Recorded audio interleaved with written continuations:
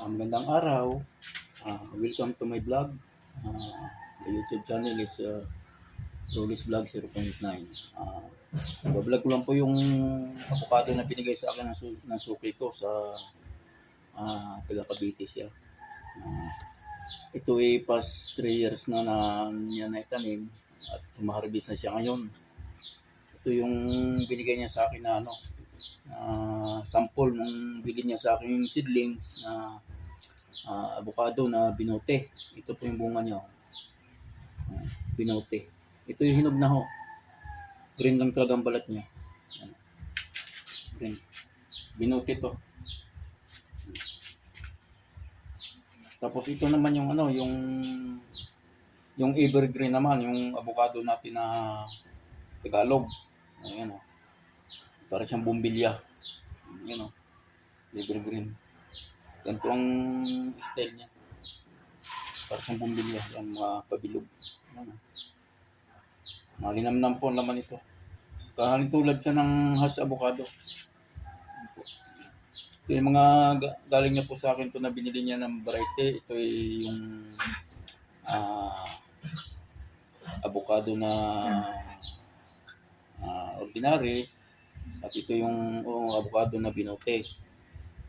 Yung magkakaiba ho ang variety nito. Ito na po siya pag nahihinog. So, nagiging ano po yan.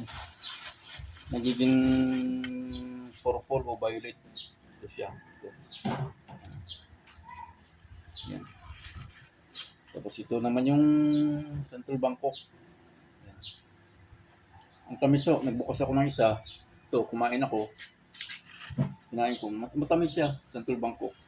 Kapag nalamukot niya, kahit hindi mo sa asin. Tamis.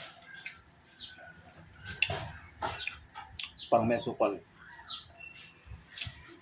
Ito po Central Bangkok. Ito magkakasabay nilang in-order ang mga puno na pinanggalingan dito sa akin. Yung past 3 years na. So ngayon humarbis na siya, kaya tuwan-tuwa siya. Tapos pinuntahan niya ako sa pwesto ko sa bulihan, sa pinagtitindahan ko.